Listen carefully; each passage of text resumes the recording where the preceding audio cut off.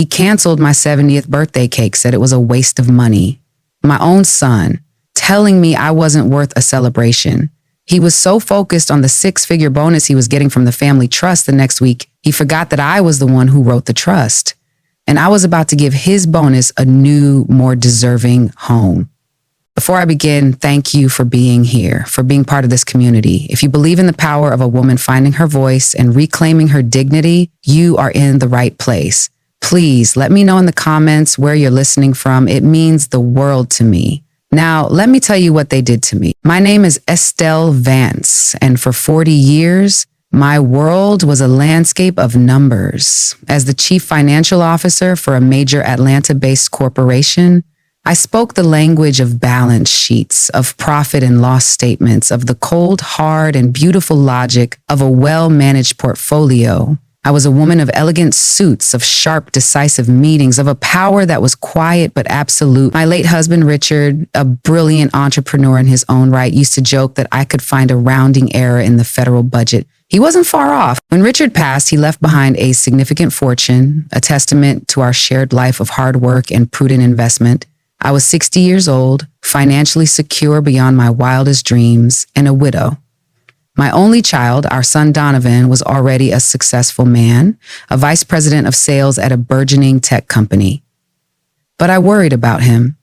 Donovan had inherited his father's charm, but not his financial discipline. He and his wife, Bianca, a woman whose taste was as expensive as her ambition, lived a life of glittering, precarious extravagance. To protect our family's legacy from my son's own worst impulses and to teach him a lesson in long-term financial stewardship, I established the Vance Family Legacy Trust.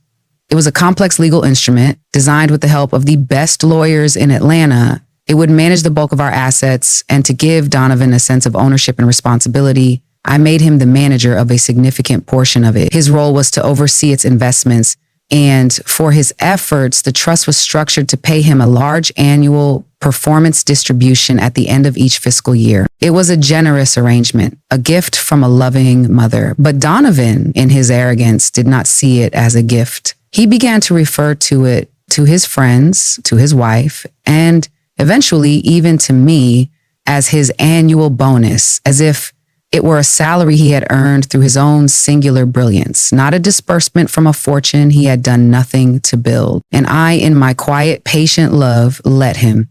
I let him have his pride, his performance of self-made success. I did not correct him. I did not remind him that I, as the sole surviving trustee, held the ultimate absolute authority to redirect any and all funds from that trust at my own discretion. A detail in the fine print he had likely never bothered to read was a quiet power I held in reserve, a financial failsafe I never, ever thought I would have to use against my own son. Now, at the cusp of my 70th birthday, I was living a life of elegant understatement. I had my beautiful home, my garden, my circle of old dear friends. My needs were simple, but the needs of my son and his wife were not. Their life was a constant, breathless performance of wealth. A performance that was, I knew, almost entirely funded by his annual bonus. The luxury cars, the country club membership, the designer clothes Bianca so proudly flaunted, all of it was paid for by the legacy of his father, a legacy he now treated with a casual, almost contemptuous entitlement. The first signs of the coming storm were whispers of resentment, Mom, Donovan would say, his voice a little too casual. Bianca and I are thinking of redoing the kitchen. The contractor's estimate is significant. It's a good thing my bonus is due next month. He wasn't asking for my opinion. He was informing me of his plans for my money. Bianca was less subtle.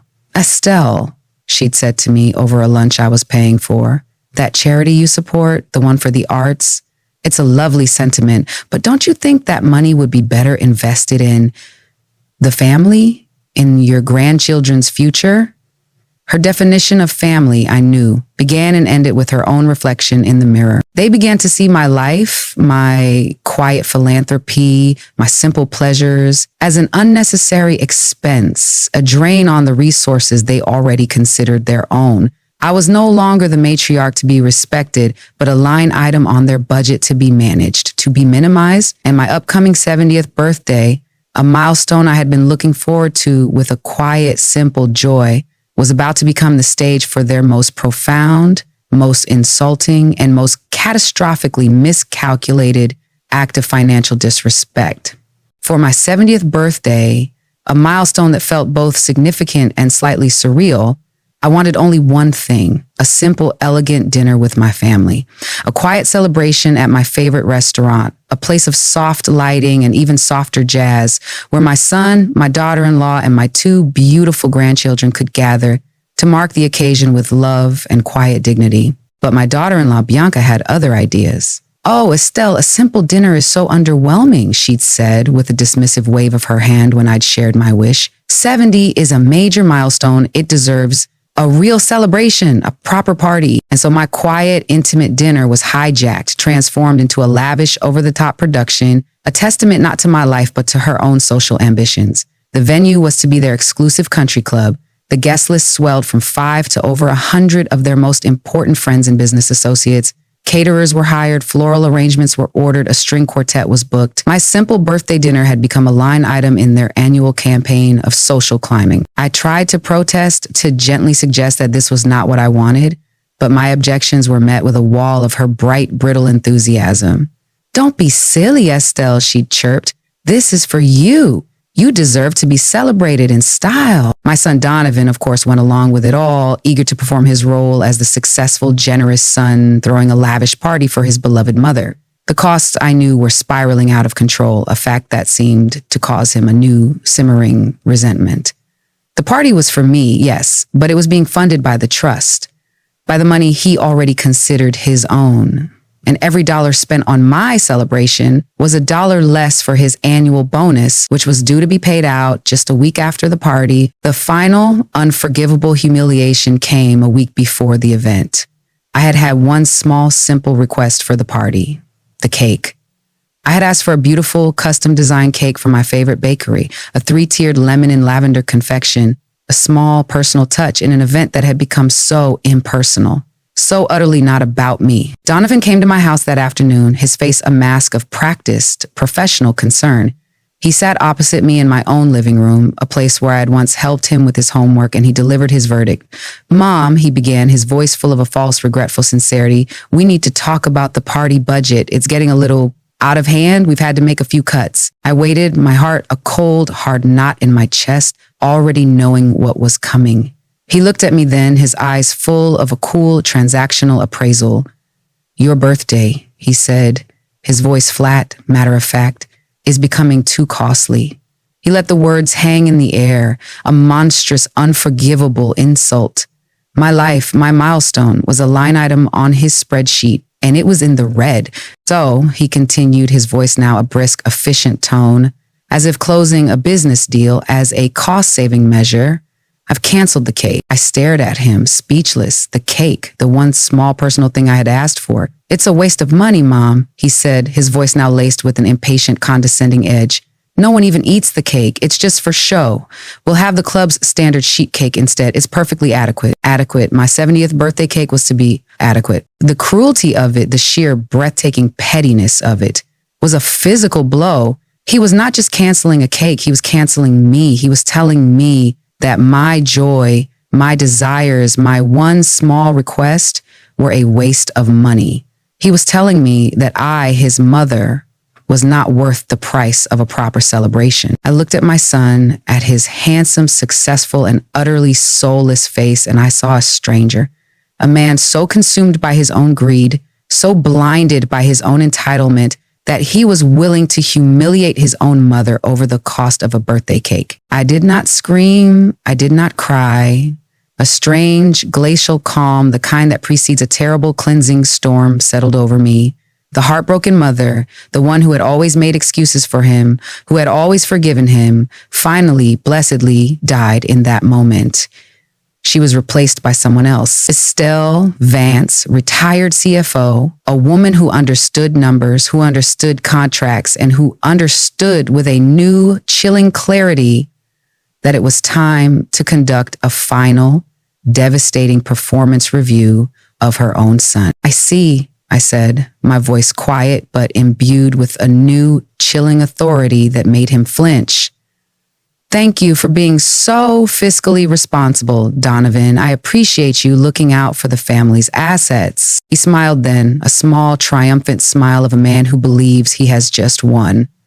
Of course, Mom, he said magnanimously. I knew you'd understand. He had no idea what I understood. He had no idea that his cost-saving measure was about to cost him everything. He had canceled my cake. I was about to cancel his entire future. The profound disrespect of the canceled cake incident did not break me. It focused me. My heartbreak, which had been a dull, constant ache for years, was now a sharp, cold, and incredibly motivating fury. The loving mother was gone, her place taken by the retired chief financial officer, a woman who had spent a lifetime navigating the treacherous world of corporate finance, a world where poor performance had real, tangible consequences. And my son, Donovan, the manager of a significant portion of my family's legacy, was about to face the most brutal performance review of his entire life. That night, I did not sleep. I went to my home office, a room filled with the quiet, orderly ghosts of my professional life, and I unlocked my personal safe. Inside, beneath my late husband's will and my own investment portfolio, was the one document that truly mattered, the original signed and notarized charter for the Vance Family Legacy Trust. I spread the thick, heavy document out on my desk, its pages a testament to my late husband's foresight and my own meticulous planning. I spent the night reading every clause, every subsection, every piece of dense legal jargon. My mind, the one my son so often dismissed as old, working with a clarity and a precision that felt like a homecoming. And there it was in Section 4, Article B, a clause I myself had insisted upon years ago, a clause Donovan, in his arrogant haste to get to the numbers, had clearly never bothered to read. It stated in clear, unambiguous language that I, Estelle Vance, as the sole surviving founding trustee, retained the absolute and unilateral authority to redirect, reallocate, or redesignate any and all performance-based distributions at my sole discretion. In the event of perceived mismanagement or a failure to uphold the core familial and ethical values of the trust. It's a kill switch, a quiet, legal, and utterly devastating kill switch, and my son's cruel, petty act of canceling my birthday cake had just given me all the justification I needed to use it. My plan was simple, elegant, and deeply, deeply ironic. Donovan was so eagerly anticipating his annual bonus, the massive distribution from the trust that was scheduled to be paid out the following Friday. He was, I knew, already spending it in his mind, likely on the down payment for a new sports car for himself and a new diamond bracelet for Bianca. He saw it as his money, his reward. He was about to learn that it was, and always had been, my money. And my money came with terms and conditions, terms he had just so spectacularly, so foolishly violated. The next morning, I began to set my plan in motion. I did not call Donovan. I did not call Bianca. I called my wealth management firm, the one that administered the trust, and I scheduled a formal in-person meeting with the senior trust officers for the following Thursday, the day before Donovan's payday. Then I made another call, this one to my lawyer, a sharp, no-nonsense woman who had helped me set up the trust years ago. I explained the situation, my voice calm, professional, the voice of a CFO outlining a strategic financial maneuver. She listened in a stunned, then delighted silence. Estelle, she'd said when I finished, a note of pure, unadulterated admiration in her voice. That is the most elegant, most legally sound, and most beautifully vicious act of revenge I have ever heard of. It's poetry. It's a masterpiece. The week leading up to the meeting was a quiet, tense performance. I attended my own 70th birthday party at the country club, a party that felt like a wake. I smiled. I accepted the hollow well wishes of my son's important friends. I even graciously accepted the sad generic sheet cake they served in place of the beautiful one I had dreamed of. I played the part of the slightly dotty, sweet old mother to perfection. My quiet dignity, a mask for the cold hard fury that burned beneath.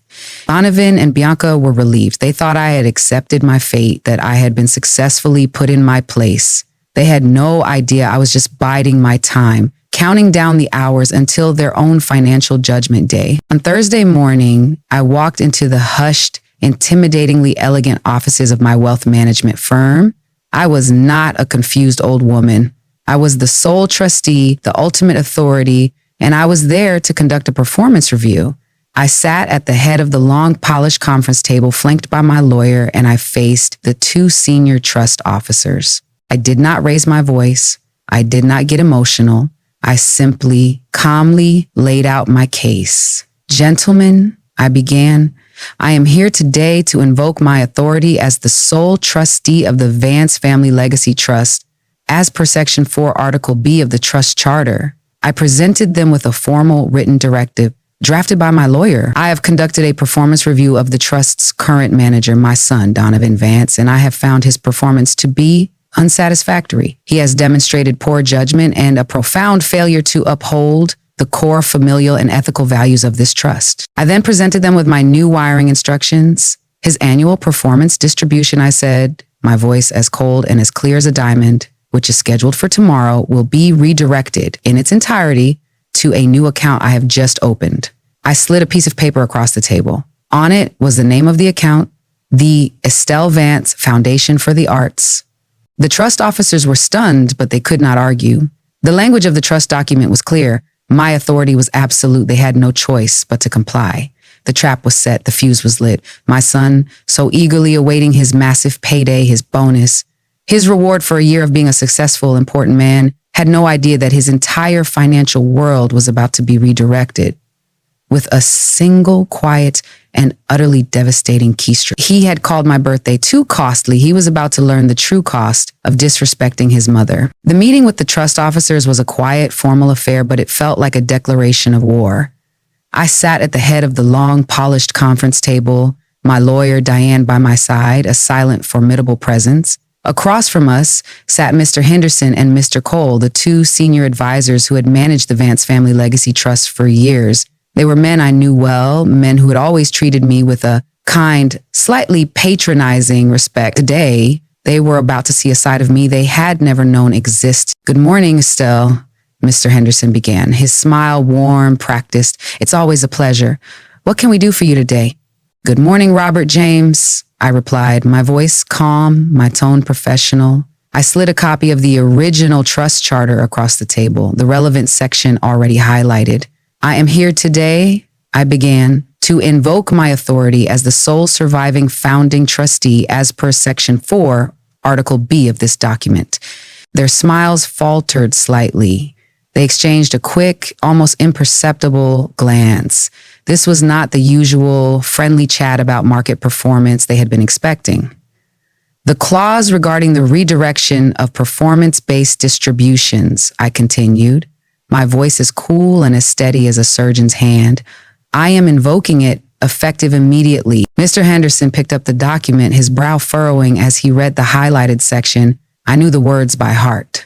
"The sole surviving trustee retains the absolute and unilateral authority to redirect, reallocate, or redesignate any and all performance-based distributions at my sole discretion in the event of perceived mismanagement or a failure to uphold the core familial and ethical values of the trust." He looked up at me, his face a mask of professional confusion. "Estelle, a redirection of Donovan's annual distribution. It's scheduled to be paid out tomorrow. It's a very substantial sum." "I am aware of the amount," I said coolly, "and I am aware of the date. That is why I am here today. But on what grounds?" Mr. Cole, the younger of the two, finally asked, his voice a mixture of disbelief and a dawning apprehension.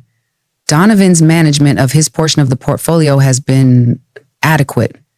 The returns are within the expected parameters." "This is not about market performance, James," I replied, my gaze steady. "This is about a performance review of a different kind, a review of his character, a review of his fitness to be a steward of his father's legacy." I then, with a calm, dispassionate precision, told them the story.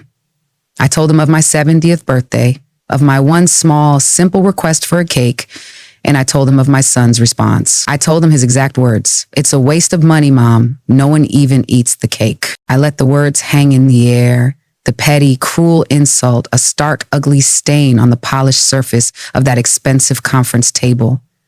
A man who views his own mother's milestone birthday celebration as a waste of money. I continued, my voice now like a shard of ice. A man who deems a simple cake a symbol of love and celebration as too costly has, in my judgment, demonstrated a profound failure to uphold the core familial and ethical values of this trust. He has proven himself to be a man of poor judgment, a man consumed by a greed so profound it has eclipsed his own humanity. He is not a worthy manager of his father's legacy, and he will not be rewarded for it. The two men were silent, stunned. They were used to dealing with numbers, with market fluctuations, with the cold, hard logic of finance. They were not used to dealing with the raw, brutal, and equally logical consequences of a mother's broken heart. I slid another document across the table. It was a formal, legally drafted directive prepared by my lawyer. It instructed them to cancel the pending distribution to Donovan's personal account, and it provided them with a new set of wiring instructions. The full amount of the distribution, I said, my voice now a final, unassailable judgment, will be transferred tomorrow morning into a new account I have just established. I tapped the paper. It is called the Estelle Vance Foundation for the Arts. Its mission will be to provide grants to young, struggling artists and musicians, the very kind of people my late husband, Richard, so loved to support. I had taken his inheritance, his bonus, and I had transformed it into a legacy that honored the man his father truly was, not the greedy, grasping man his son had become. The trust officers had no choice. The language of the charter was clear. My authority was absolute. With a grim, reluctant nod, Mr. Henderson took the directive. "It will be done as you have instructed, Estelle," he said, his voice a low, formal murmur. The meeting was over. My quiet corporate coup was complete. I had, with a single strategic move, pulled the plug on my son's financial life support. He was at this very moment likely out to a celebratory dinner with Bianco, toasting his own brilliance, so certain of the massive wire transfer that was about to hit his account in the morning. He had no idea that his payday had been canceled. He had no idea that his entire bonus, his entire future had just been redirected. He had called my birthday too costly. He was about to find out what it truly cost to be a son who had so profoundly, so completely lost his way. The day of Donovan's anticipated payday was a Friday, and I spent it in a state of quiet, almost serene anticipation. I knew my son. I knew his habits. He was a man who lived his life on a precipice of financial recklessness, always saved at the last possible moment by the massive annual infusion of cash from the trust. He would have spent the entire week spending money he did not yet have, so certain was he of its imminent arrival. And I was right. The first hint of the coming storm came in the form of a text message from my granddaughter, a sweet girl of 16 who was, thankfully, still innocent of her parents' profound moral failings. "Hi, Grandma," the text read. "Mom is so excited. She just bought a new diamond bracelet. She said it's an early birthday present from Dad, from his big bonus." I just smiled, a small, sad smile, a diamond bracelet bought with a ghost of a bonus. The real fun began around noon. Donovan, I knew, would have been checking his bank account obsessively since 9 in the morning. He would have seen nothing. His initial confidence would have given way to a low-level anxiety, then to a growing, frantic panic. He would have called the wealth management firm, his voice a mixture of arrogance and a barely concealed fear, and he would have been met with the cool, professional, and utterly devastating voice of Mr. Henderson, the trust officer.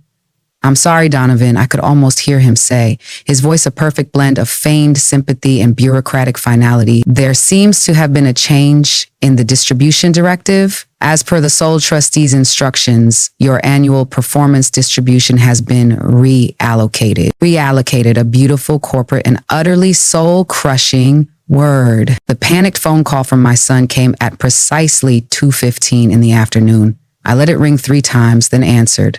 My voice a calm, pleasant hello. "Mom," he roared, his voice a raw, ragged sound of pure, unadulterated panic. "What did you do? What the hell did you do? The money, it's gone," Henderson said. You reallocated it. What does that even mean? Where's my bonus?" My bonus. Even now, even in his moment of absolute terror, he still saw it as his. "I have no idea what you're talking about, Donovan," I replied, my voice a model of grandmotherly confusion. "A bonus? From whom? Did you get a new job?" "No, from the trust. My annual distribution, it's gone. They said you moved it," he shrieked, his voice cracking with a desperate childish fury. "Oh, that," I said, my voice full of a dawning, feigned comprehension. "Yes, I did make a small change to the trust philanthropic directives. It was for my birthday, a little gift to myself." "A gift?" he sputtered, his voice now a strangled whisper of disbelief. "A gift? Mom, that was a six-figure sum. That was my money. That was our money for the entire year. The down payment on the new car, the European vacation, Bianca's bracelet." My, I said, my voice full of a gentle, chiding concern. "It sounds like you have been spending money you did not have, son. That is not very fiscally responsible." I used the very words he had so often used on me. But why?" he finally managed to ask, his voice now a broken, pleading thing. "Why would you do this to me?" I let the silence stretch for a long, satisfying moment. Then I delivered the final, quiet, and utterly devastating blow. "You told me my 70th birthday was too costly, Donovan," I said, my voice now as cold and as sharp as a diamond. "You told me that a simple cake, a symbol of my life, of my celebration, was a waste of money. You, my son, put a price tag on my own motherly love, and you found it lacking." I paused. "So I decided to conduct my own cost-benefit analysis. And I found that your continued presence in my financial life was, in fact, the greatest liability of all. So I did what any good CFO would do. I cut the underperforming asset. Your bonus has not vanished, my dear. It has been reinvested into a new foundation that will support the arts, something your father would have loved. A legacy of beauty instead of a legacy of greed." He was speechless. I could hear his ragged panic breathing on the other end of the line. He had been so certain of his power, of his control, and he had been undone not by a fiery confrontation, but by a quiet administrative directive, a simple change in the wiring instructions. "You have your health, your career, your beautiful wife," I concluded, my voice now soft, almost gentle. "And I have my foundation. It seems we have both received exactly what we deserve. Goodbye, Donovan." I hung up the phone, my hand perfectly steady. The payday panic was complete. His bonus had vanished, and my quiet, dignified, and very, very satisfying revenge had just been paid in full. A month after my quiet financial coup, the city's social pages were buzzing with news of a new, major philanthropic force. The Estelle Vance Foundation for the Arts had announced its inaugural fundraising gala, a black tie event that was to be the talk of the town. I, the retired, out-of-touch old woman, was suddenly the subject of glowing articles, praised for my vision, my generosity, my commitment to the cultural life of our city. The gala was my masterpiece of quiet public revenge. I hosted it at the city's most beautiful art museum, the very place where Bianca had so often dragged me to her own self-congratulatory charity events. The guest list was a who's who of the city's elite, the same people whose approval my son and his wife so desperately craved, and they, of course, were forced to attend. To not show up would be a public admission of their disgrace. They arrived late, two diminished, resentful ghosts at the feast of my new life. Donovan's expensive suit looked a little too big on his now thinner frame. Bianca's smile was a tight, brittle slash of red lipstick, her eyes full of a cold, hard fury. They moved through the glittering crowd, forced to accept the congratulations of their friends and colleagues on my wonderful new foundation.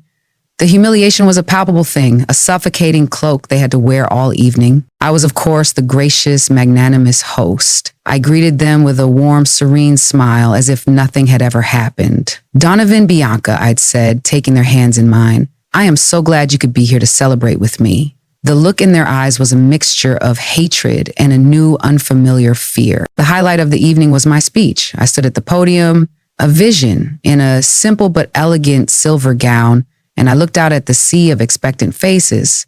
I saw my son and his wife seated at a table in the back, their faces pale in the warm glow of the chandeliers. I spoke of my late husband, Richard, of his love for the arts, of his belief in the power of beauty to heal and to inspire. I spoke of the importance of legacy, of investing in things that truly matter, things that endure beyond our own short lives. And then I made my big announcement. "Tonight," I said, my voice ringing with the quiet, powerful confidence, "I am so proud to announce the first major endowment for our foundation, an endowment made possible by a single, very generous, one-time donation. I paused, letting the suspense build. I looked directly at my son. An endowment, I continued, my voice as clear as a bell, in the amount of, and I stated the exact massive six-figure sum of his lost bonus. To the penny, a collective gasp went through the room, followed by a thunderous, sustained round of applause.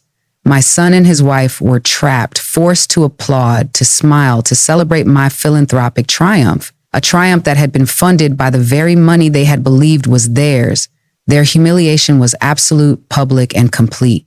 They left the gala early, scurrying out a side door, their faces a mask of shame and defeat. My revenge was not just in their financial ruin, but in this final public lesson. I had taken the money they had coveted, the money they had been willing to sacrifice my own dignity for, and I had transformed it into something beautiful, something meaningful, something that would enrich the lives of others for years to come. I had proven that true wealth is not in what you have, but in what you get. I never saw Donovan again after that night. I heard through the grapevine that he and Bianca had eventually divorced, their marriage unable to withstand the weight of their shared disgrace and financial ruin. He had lost his bonus, his wife, his reputation. He had lost everything. I, on the other hand, had found a new life, a life of purpose, of passion, of a quiet, profound peace. I had been called too costly, but in the end, it was my son who had paid the ultimate price. He had traded his mother's love for a bonus he never received, and that was a debt he would carry with him for the rest of his life.